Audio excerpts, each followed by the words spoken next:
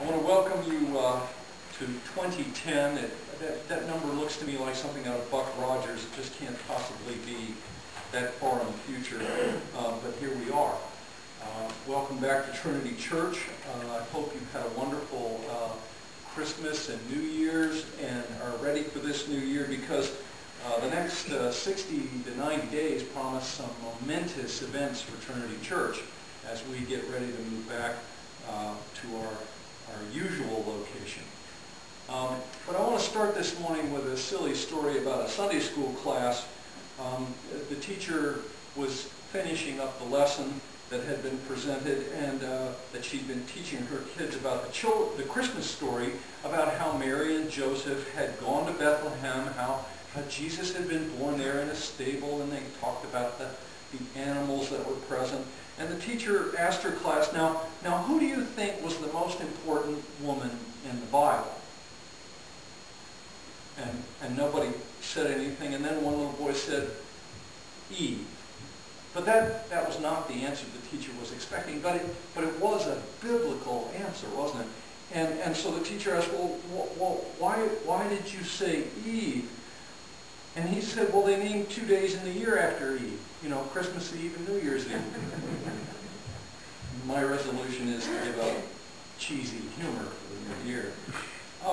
But when you look at a gospel reading like we have today, you really want lots of those cheesy kind of stories, because it's so much more fun to talk about a kid who thinks that way than it is to think about a king wanting to kill an infant.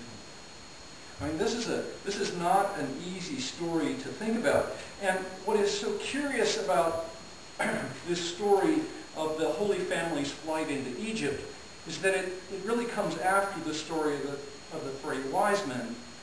And we'll hear that on Wednesday evening. And so in the second chapter of St. Matthew's Gospel, what you really have are 2 very different reactions to the birth of Jesus. In one reaction, the Magi come from the east seeking the King, the Son of God, the King of Kings.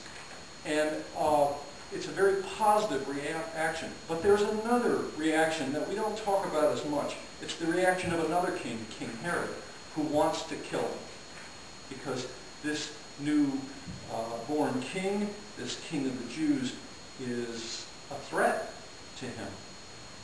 And if you want to understand Herod, just think Saddam Hussein. Okay? This is Herod's a very typical Middle Eastern ruler. Saddam Hussein was a very typical Middle Eastern ruler. Any threat to your kingdom, it doesn't matter if they're related to you, you kill them. And if you look closely at the story of David operated that way as well. But today, and it may sound like this is something new, the angel appears to Joseph in a dream and says, get up, take the child and his mother and flee to Egypt. And it sounds like, okay, escaping to Egypt is such a great idea. This is a very common theme with Old Testament prophets. Indeed, you have several of them listed. When King Solomon sought to put to death Jeroboam arose and fled to Egypt. That's in 1 Kings 11. When King Jehoiakim sought to kill Uriah, Uriah the prophet, Uriah fled and escaped to Egypt. Over and over again, this is a theme you see in the Old Testament of prophets escaping to Egypt. There's something else going on with this story, though, that's really, it's extra-biblical. There are all sorts of legends and stories around the Holy Family's escape to Egypt. There's a story about a spider spinning a web that hid the Holy Family in a cave from Herod's army.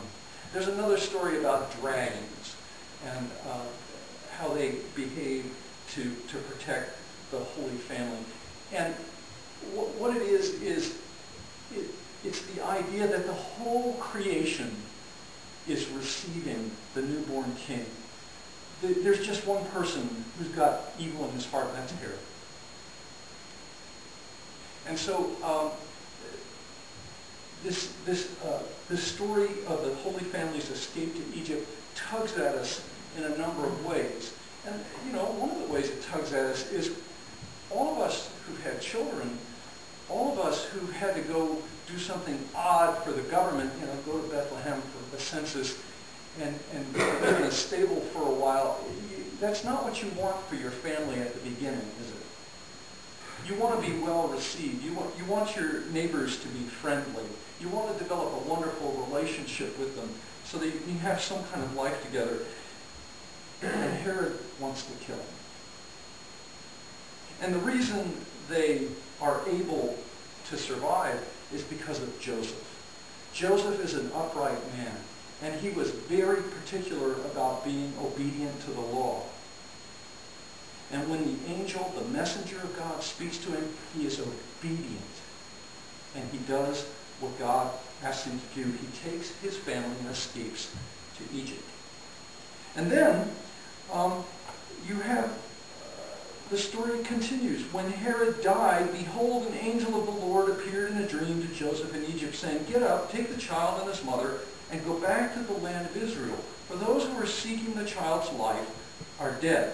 So Joseph again was obedient. He got up, took the child and his mother, and went back to Israel.